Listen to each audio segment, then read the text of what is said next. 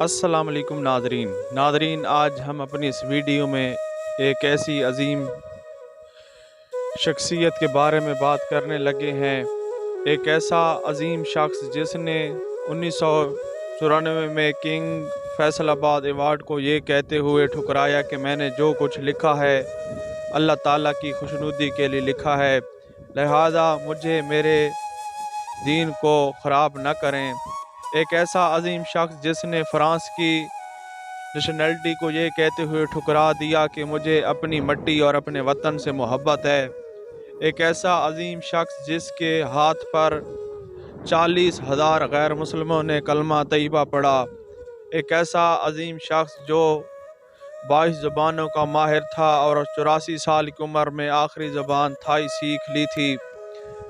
ناظرین، ایک ایسا عظیم شخص جس نے مختلف زبانوں میں 450 کتابیں اور 937 علمی مقالے لکھے۔ ایک ایسا عظیم شخص جو اس قدر علمی مقام رکھنے کے باوجود اپنے برتن اور کپڑے خود دھوتے تھے۔ ایک ایسا عظیم شخص جسے 1985 میں پاکستان نے اعلیٰ ترین شہری اعزاز حلال امتیاز سے نوازا، تو اعزاز کے ساتھ ملنے والی رقم جو 1 کروڑ روپے بنتی تھی، اس رقم کو بین الاقوامی اسلامی یونیورسٹی کے شعبہ تحقیقات اسلامی کو یہ کہتے ہوئے دیا کہ اگر اس فانی دنیا میں یہ اعزاز وصول کیا تو پھر باقی رہنے والی زندگی کے لیے بچے گا۔ ایک ایسا عظیم شخص جس نے حدیث کی اولین کتاب جو 58 ہجری میں لکھی گئی تھی، جسے صحیفہ حمام بالمنبع کہا جاتا ہے، اس عظیم حدیثی و تاریخی دستاویز کو انہوں نے 1300 سال بعد جرمنی میں برلن لائبریری سے دریافت کیا اور تحقیق کے بعد شائع کرایا۔ ایک ایسا عظیم شخص جس نے قرآن مجید کا فرانسیسی زبان میں ترجمہ و تفسیر لکھا۔ اس شاہکار ترجمے کے 20 ایڈیشن شائع ہو چکے ہیں۔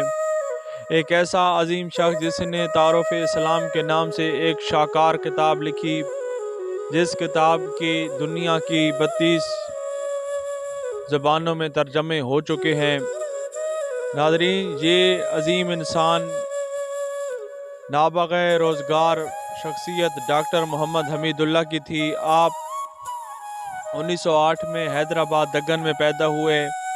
آپ نے 1933 میں جرمنی کی کیوبن یونیورسٹی سے ڈاکٹریٹ کی ڈگری حاصل کی اور اس کے بعد وہیں عربی اور اردو کے استاد مقرر ہوئے۔ آپ 1946 میں اقوام متحدہ میں ریاست حیدرآباد کے نمائندہ سفیر مقرر ہوئے۔ 1948 میں سکوت حیدرآباد اور انڈیا سے ریاست کے جبریل الحق پر سخت دل برداشتہ ہوئے اور جلا وطنی کی زندگی اختیار کی، اور جلا وطنی کے دوران حیدرآباد لبریشن سوسائٹی کے نام سے ایک تنظیم بھی بنائی۔ 1950 میں پاکستان کا پہلا قانونی مسودہ بن رہا تھا تو آپ سے رابطہ کیا گیا۔ آپ پاکستان تشریف لائے۔